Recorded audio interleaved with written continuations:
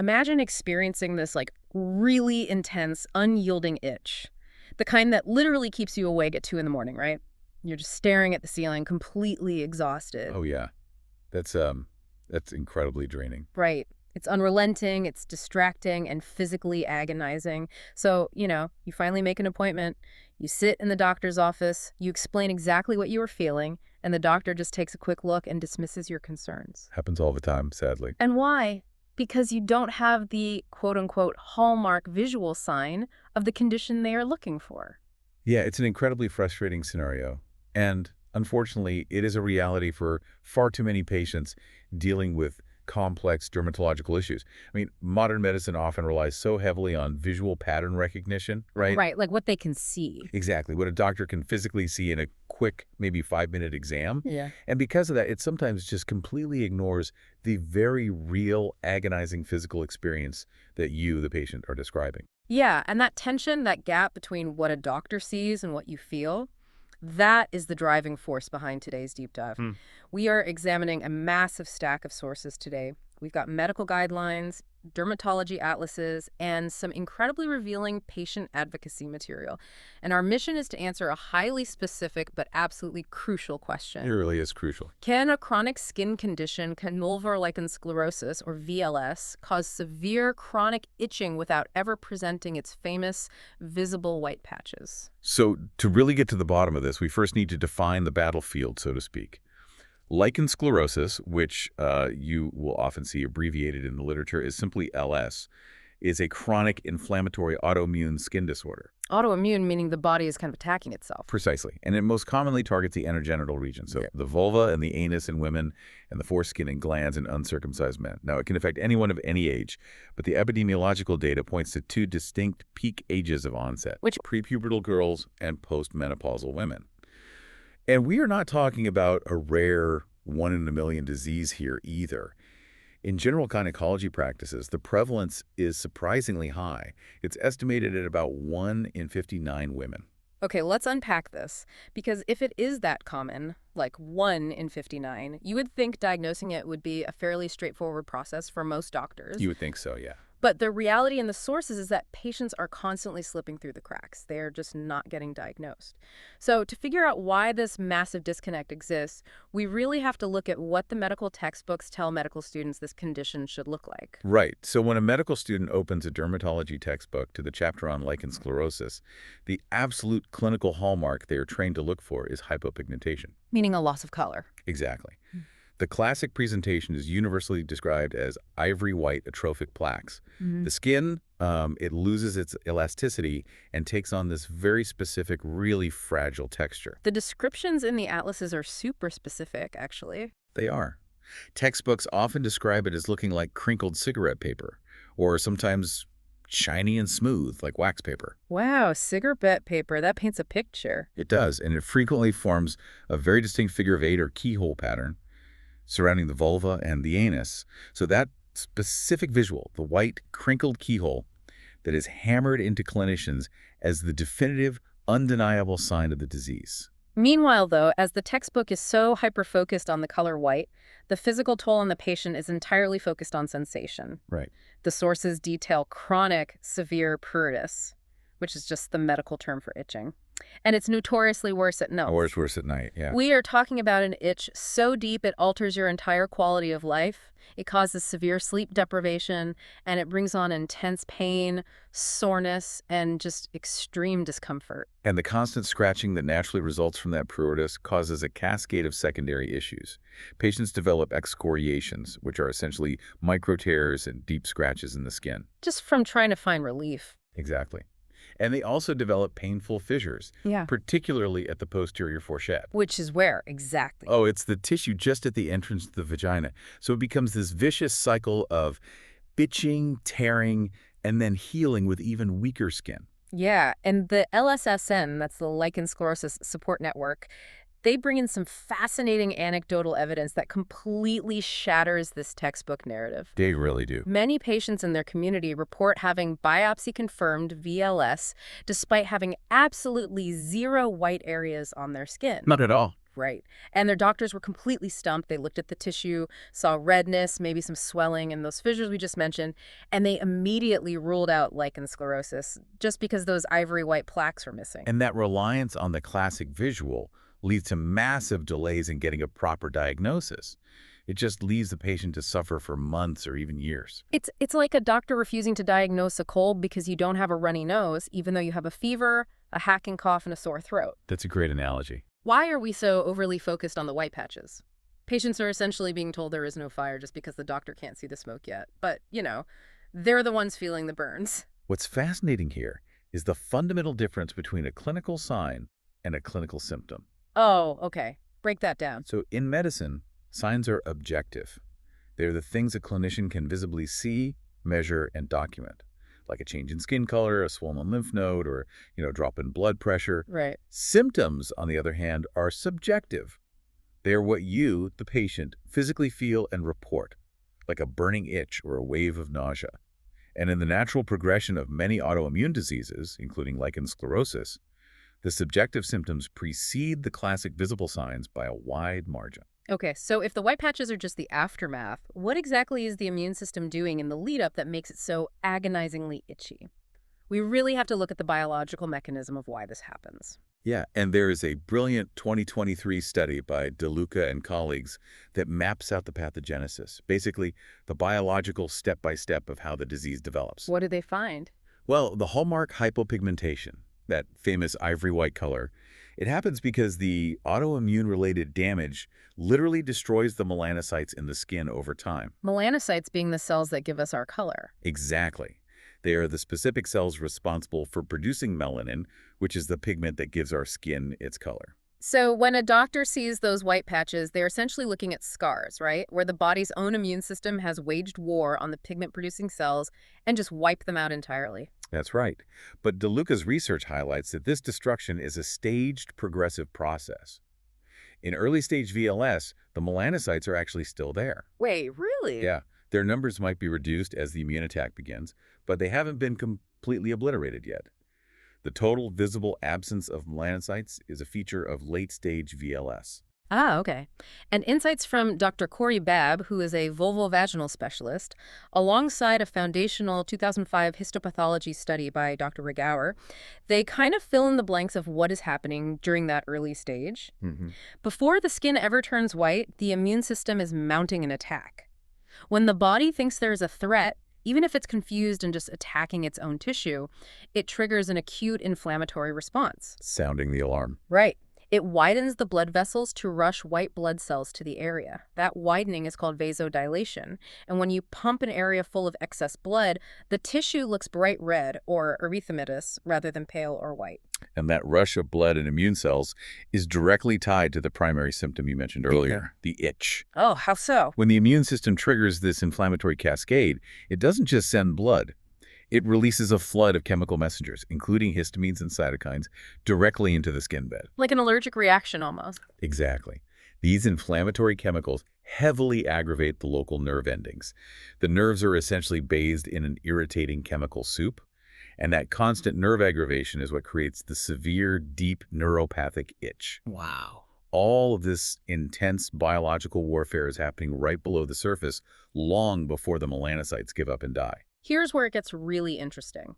The redness and the itching, the exact symptoms that make a doctor look at a patient and say, no, this doesn't look like lichen sclerosus, are actually the active early-stage signs of the disease taking hold. It is incredibly ironic. The doctor is waiting around for the white patches, which are just the quiet aftermath of the battle, while completely ignoring the active, blazing war zone of inflammation right in front of them. And it illustrates the immense danger of rigid pattern matching in clinical settings.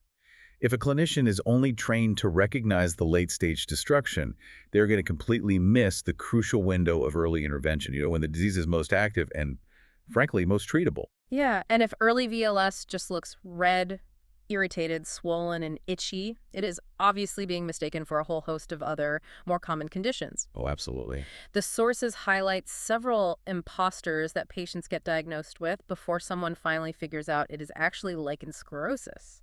The differential diagnosis for an itchy red vulva is quite broad. The most frequent misdiagnosis by far is vulvovaginal candidiasis. Commonly known as a yeast infection or a thrush, right? Exactly. Then you have allergic or irritant contact dermatitis. This is an external reaction to something touching the skin, like harsh soaps, specific laundry detergents, or even just the friction from wearing tight, non-breathable clothing. Makes sense. And finally, clinicians often suspect sexually transmitted diseases, particularly herpes or syphilis, when they see red, broken skin. Okay, but the sources mention a lot of misdiagnoses for STDs like herpes, but looking at the timelines, herpes seems to explode overnight with painful blisters, whereas lichen sclerosus is the slow, agonizing burn that builds over months or years. That's spot on. That timeline alone should be a massive clue for doctors to rule out a sudden viral infection. The timeline is a massive clue. Genital herpes evolves rapidly over a matter of days, and patients can usually pinpoint a clear, sudden starting point. Lichen sclerosus is chronic and insidious. And what about telling it apart from thrush? As for distinguishing it from a yeast infection, thrush typically involves a characteristic white discharge, which VLS does not. But the ultimate litmus test is the response to treatment. Ah, right. If you take a standard course of an antifungal like fluconazole and the severe itch doesn't budge at all, that is a glaring red flag that you aren't dealing with simple yeast. Lichen sclerosus will never respond to antifungals. Yeah, the sources also make a sharp distinction between lichen sclerosus and its sister condition, lichen planus. Yeah, LP. They share a lot of the same inflammatory characteristics, but lichen planus frequently involves the mucosal lining of the inside of the vagina, causing internal erosions.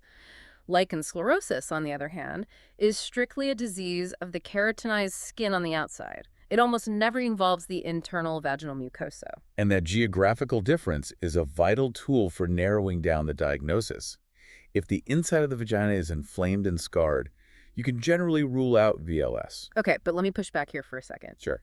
If you are a patient trapped in this cycle, and the early symptoms of VLS overlap so heavily with a stubborn yeast infection or contact dermatitis, how can anyone ever be 100% sure? It's tough. Like a doctor can look at red skin and guess dermatitis, while a patient is actually dealing with early-stage VLS. Well, it doesn't have to be a guessing game based on surface appearance, and that is where the definitive diagnostic tool comes in, the vulvar biopsy. Taking a small tissue sample. Exactly.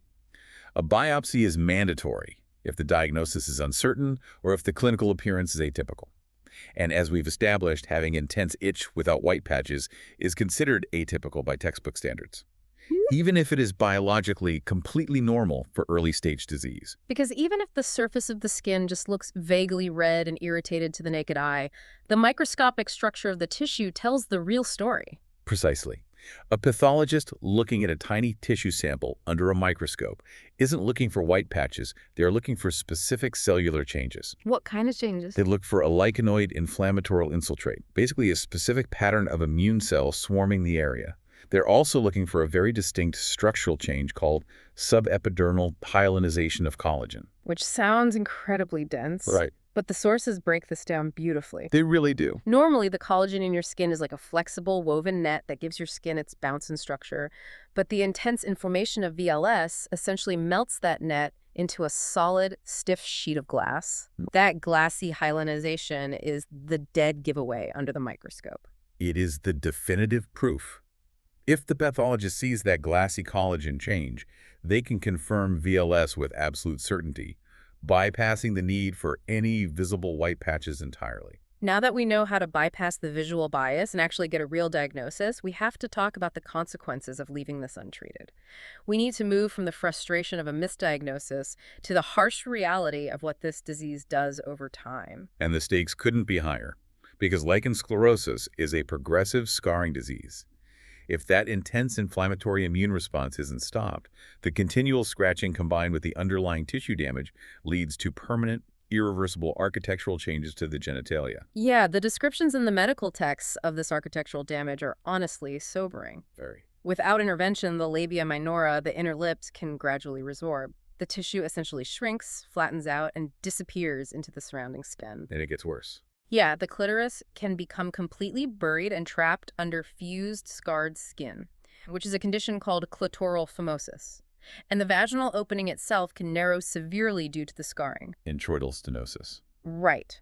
We are talking about physical transformations that make basic functions, like urination and sexual intercourse, incredibly painful or completely impossible. Beyond the profound, devastating impact on a patient's sexual function and daily physical comfort, there is an even more serious complication hiding in the long term. Which is? Women with untreated or undertreated lichen sclerosus have an approximately 5% risk of developing vulvar squamous cell carcinoma, Skin cancer. a highly aggressive type of skin cancer, yes. The chronic, unchecked inflammation combined with the rapid, frantic cellular turnover the body attempts in order to heal the constant scratching. It just creates a volatile environment where malignant cancerous cells can easily develop. So what does this all mean? If this disease is actively destroying tissue and increasing cancer risk, how do we stop it? Well, while there is currently no known cure for lichen sclerosus, it is a highly manageable condition if caught and treated properly. The absolute gold standard treatment across all international medical guidelines is the use of ultra-potent topical corticosteroids. Topical steroids. The most commonly prescribed medication is clobetasol propionate, usually at a 0.05% concentration, applied directly to the skin as an ointment. And it is vital to understand how this works. Because VLS is an autoimmune disorder where your own white blood cells are attacking your skin, an ultrapotent steroid acts like an emergency brake on the immune system in that specific location. That's a great way to put it. When you apply the ointment, it locally suppresses those hyperactive white blood cells, shutting down the friendly fire before it can destroy the melanocytes or melt the collagen. It neutralizes the threat at the cellular level. By shutting down that localized immune response, the steroids cut off the flood of histamines, which dramatically reduces the symptoms of itch and pain. The key word stressed across all the sources, however, is maintenance. This isn't like taking a week-long course of antibiotics to clear sinus infection and then you're done. Not at all. Once the initial intense flare-up is brought under control, patients transition to maintenance therapy. This usually means applying the steroid ointment a few times a week, indefinitely. Indefinitely. Yeah. When used consistently as a maintenance strategy, these ultrapotent steroids are remarkably effective. They halt the progression of the disease, completely preventing that permanent anatomical scarring and resorption. And crucially, by keeping that underlying inflammation suppressed long-term, they significantly lower the risk of the tissue transforming into squamous cell carcinoma. So if we... Oh, sorry, go ahead. No, I was just going to say it's a long-term commitment. Right. If we connect this to the bigger picture, managing lichen sclerosus isn't just about putting a cream on a temporary annoying itch. It is a fundamental, lifelong strategy for preserving anatomy, maintaining your quality of life, and actively protecting your long-term health from cancer. It is proactive preservation. Exactly. You are managing the underlying immune environment so the skin can function normally. Okay, so to synthesize everything we have unpacked today, yes, vulvar lichen sclerosus can absolutely cause severe chronic itching without the presence of those famous textbook white patches. Without a doubt. We've seen that the early stage immune response triggers a massive wave of inflammation. That inflammation causes vasodilation, resulting in intense redness, and a flood of histamines that creates agonizing itching, long before the autoimmune process manages to wipe out the skin's pigment-producing cells. Right. The white patches are the quiet endgame, not the blazing starting line. And understanding that biological timeline is exactly why having this information is so vital for you. Medical textbooks and fast-paced clinical training heavily over-index on late-stage hallmark visual signs. But you don't live in a textbook. But you definitely don't. You live with the early-stage inflammatory symptoms. Being well-informed arms you with the knowledge to advocate for yourself. If you are experiencing chronic vulvar itch and standard treatments for a yeast infection or dermatitis are failing month after month, you now know that you can and absolutely should advocate for a vulvar biopsy to look past the surface and get a definitive microscopic answer. It really all comes down to trusting your own physical experience over a generalized visual checklist. Which brings me to a final thought I want to leave you with today. We started this deep dive by picturing that exhaustingly itchy, sleepless night and the devastating dismissal from a doctor who is just waiting to see a white patch. Yeah. Think about the profound psychological burden placed on patients, overwhelmingly women who suffer from severe, intimate, debilitating pain, only to be told by medical authorities that their skin doesn't look right to warrant a diagnosis. It's a heavy burden. It forces us to ask, how much of modern medicine is still dangerously reliant on visual pattern matching at the direct expense of trusting a patient's lived, subjective, physical experience? It's something to seriously consider the next time you or someone you love knows exactly what is happening in your own body, even if it can't yet be seen.